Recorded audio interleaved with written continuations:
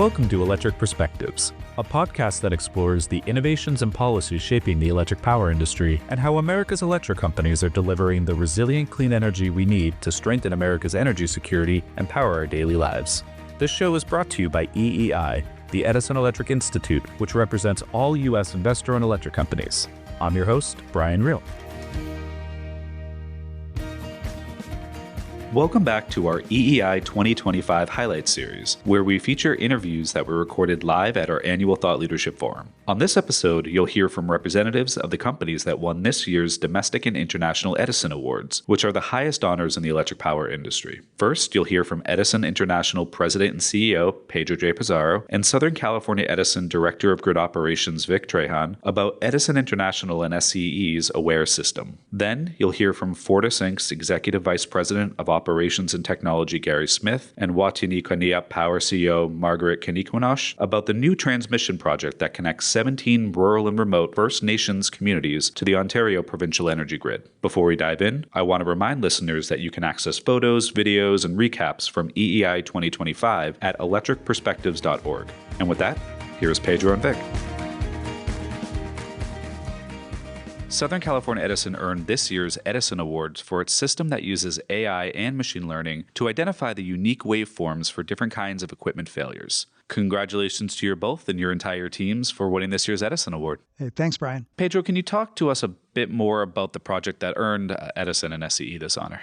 Yeah, happy to. So it's the AWARE system. Basically what it does is that it solves one of the tough problems for the industry. Detecting faults and where they are, the precise location, that's a really hard thing to do. And so this project uses state-of-the-art AI along with physics-based models to identify the unique waveforms that are associated with different kinds of failures, and they also use that to pinpoint their location. And Vik, have you seen the AWARE system impact customer restoration times during power outages? Are you able to operationalize it in a way that truly is delivering clear customer benefits? Thank you, Brian. Absolutely. There have been numerous occasions where the AWARE system has detected and pinpointed the exact location of the anomaly. This has really allowed us to respond expeditiously, and the result has been improved reliability, safety, and customer satisfaction.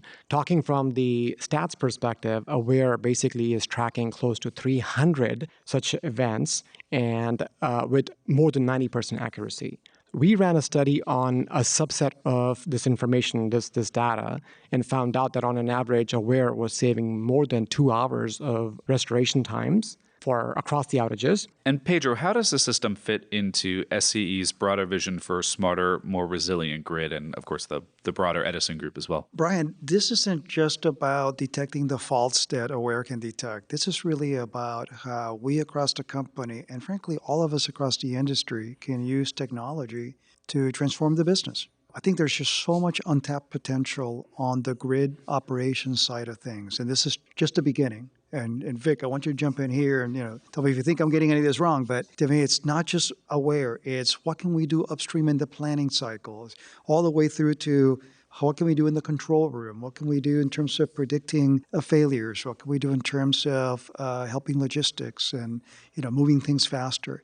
We have another project underway right now in a collaboration with NVIDIA, Microsoft, and ThinkLabs that is looking at using AI to power flow modeling. And we think ultimately that's going to change analysis that today takes 45 days, right, to figure out the interconnection for a new customer and boil that down to about an hour's worth of work. That's another example. We have examples in customer service. We have examples in the back office. And I think we're just starting to scratch the surface.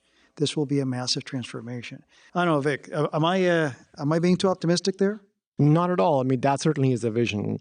I'm going to go back to AWARE for just one more second here. So the ability to not just pinpoint the location of the fault as it occurs. What's unique about AWARE is that it is able to predict when a fault is about to happen. We call them incipient or early stage faults. What that really basically means is that the fault is about to happen. Something's brewing on the grid, but the outage hasn't taken place yet. That is a game changer. Think about the perspective where we can predict a transformer is about to fail. That could be one instance where somebody can get hurt, or you could have a significant outage. To be able able to mitigate that expeditiously and proactively is a unique vision that we actually have. And in doing so, the customers would not even be aware of those situations, no pun intended. And follow up for you, Vik. It's one thing to demonstrate a new technology, but then operationalizing it and training staff to utilize it.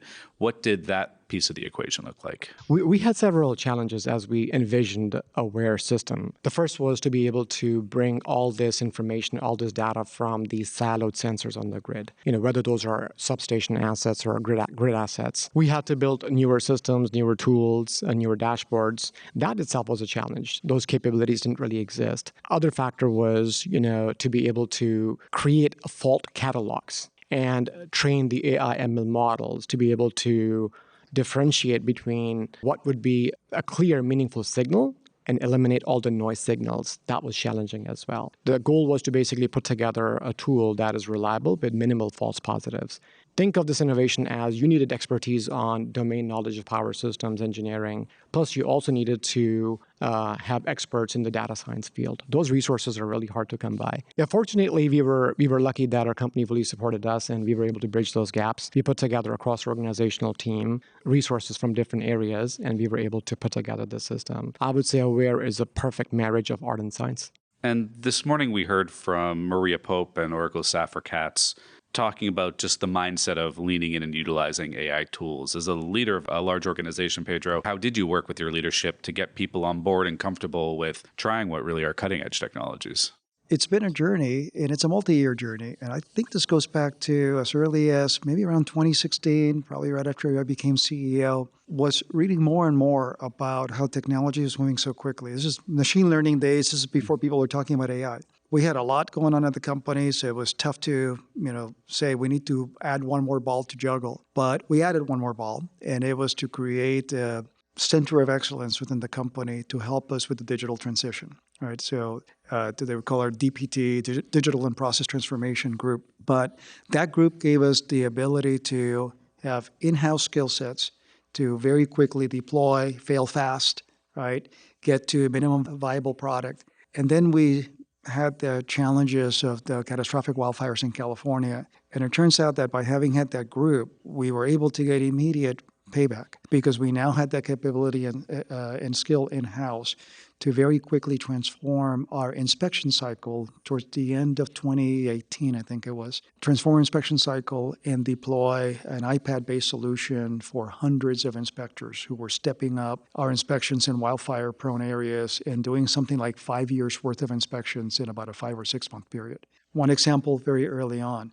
Fast forward to where we are today. I think part of the leadership role here is to, like Safra was saying, it does start with us, right? You have to set the target and set the ambition and continue to escalate that. I was meeting with that team recently, and they were going through a number of the really cool things that are underway right now. For one of the projects, they were saying, well, we think that this could actually, this and some other projects could capture maybe $5 million worth of value in, a couple of years ahead. And I asked the question, well, why not $100 million? All right, because I'm seeing peers in other sectors who are moving even more quickly than our industry in deploying AI. We need to be thoughtful about how we take the risks. Clearly, the consequences in our industry are very different with grid reliability and, we as being 5% of the economy, but the other 95% relying on us. That said, I think there's an opportunity from a leadership perspective to continue to set the ambition higher. At the same time, we need to be mindful of what the teams are saying, and there's real life obstacles that we deal with and juggling that we have to do, and so we need to make sure we're thoughtful about that as well. But I tell you, Brian, I am just so excited about the opportunity here. I think that the industry is just starting to get a sense of what's possible, and I bet you 3 years from now we're going to be a lot smarter about how much larger scale this transformation is going to be. And it sounds like this is a solution that could work with other companies as well. So any advice for somebody who saw the presentation today and the video recap and wants to pursue this sort of solution? Yes, I would say starting with investing in the infrastructure that is needed for such innovations. Understanding that what type of sensors you have in the field, what sensors you have on the substations, and building upon that. Understanding what data that you have, what is the quality of the data, and investing in those areas as well would be important. As I had mentioned earlier, resources is the key. Back in the day, in our industry, you would hire power engineers and that would be sufficient. But this is the day where, as Pedro mentioned, we are going through a pretty significant transformation. The future will be an amalgamation of, basic power systems, domain knowledge, understanding of automation, strong operational understanding as well. And we have to train those resources to build that future. Without resources, we cannot build that future. But something that is very personal to me, aware is so gratifying, is starting with a very strong and clear vision, understanding the value proposition of this effort to the company and our customers, and having a deep passion to just making it happen. Well, thank you both for spending some time with us, and it was great to see the full presentation earlier this afternoon. Congratulations again to the Southern California Edison and Edison International teams. Thanks a lot, Brian, and I'm just excited about being on the journey with the industry. This is another place where power by association is going to matter, and we want to make sure that we're sharing with others and we're learning from others too. So it's going to be a great ride ahead for all of us. Next up, we are joined by Fortis Executive Vice President of Operations and Technology Gary Smith and Margaret Kenequanash, CEO of Wataynikaneyap Power. This evening, Fortis was awarded the International Edison Award for its partnership with Wataynikaneyap Power to build a transmission system that connects First Nations communities to the Ontario provincial energy grid. Well, congratulations to you both for winning the International Edison Award and really for the work that you did to demonstrate the power of partnerships. Gary, can you tell us more about this transmission project? So this transmission project is 1,800 kilometers of steel towers in very northern Ontario, with also 22 substations. The line started construction around early 2020, and it was finished last year. So most of it was built during COVID. And so we had a tremendous workforce from all over North America. In wintertime, we had about 1,400 people in camps, all up north, very close to communities. So overall, a very big project built in winter months mostly in northern Ontario. And is this a new partnership between your companies, or how did this project come to be? Yeah, quite a few years ago, about 10 or 12, I think, Margaret, the First Nation communities went out to market to try to find a utility partner to build a project.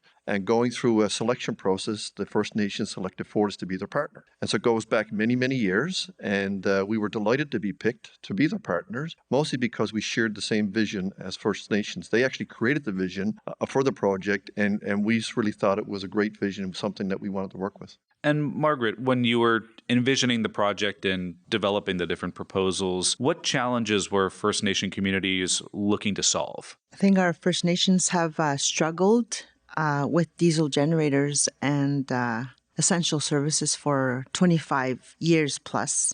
And we're bringing clean and reliable energy. Our communities have built many projects such as housing, schools, elder centers, even sports, places where our young people can play, and other services. Our people can come home. A lot of our elders were moved away from the community for palliative care or for respite care.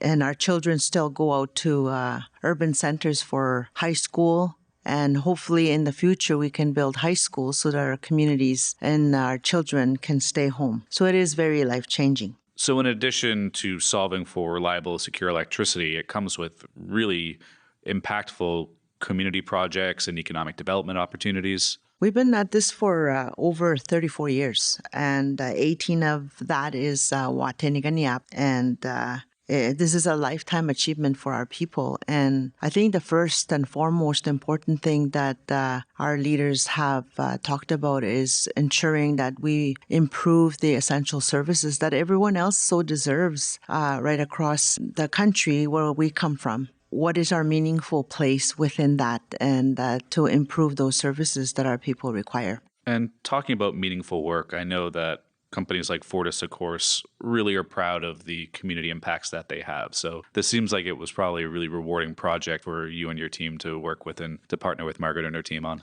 Oh, you could ask anybody on our team at Fortis, and we will all tell you that this is a project of a lifetime. And when you go to the community and you see the smile on the children's face, you know the impact that the project is having.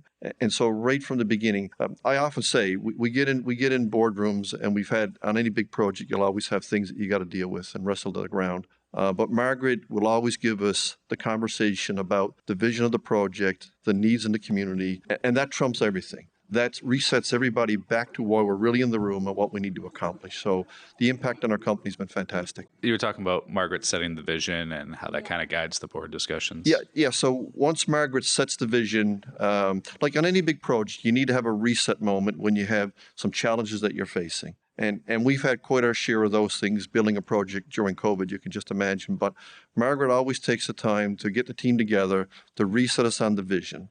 And the vision really is about the benefits of the community. When you reset about those things, it's a lot more than just steel towers. It's a lot more than just money. It's really changing the lives of people. And that's why everybody at Fortis has been delighted to be part of the project. And Margaret, what was it like seeing groundbreaking, obviously exciting, but really to see the substations coming online and the project get over the finish line? I think the area that we're talking about covers about 2/3 of Ontario, which is part of the Anishinaabe Nation. Our 24 First Nations live within the homelands of what we call Treaty 9 in adhesions, Treaty 3 in adhesions, as well as Treaty 5 in adhesions. Through the true spirit and true intent as understood by our elders, it is at times kind of surreal. 18 years ago, this was just a concept, an idea. And now we have connected 15 of our First Nations, and some of which are still coming online in the next little while. So it is a very important project for our people. Well, thank you both for really demonstrating the power of partnerships, and congratulations on being a winner of this year's International Edison Award. Thank you very much. I just want to say as well that we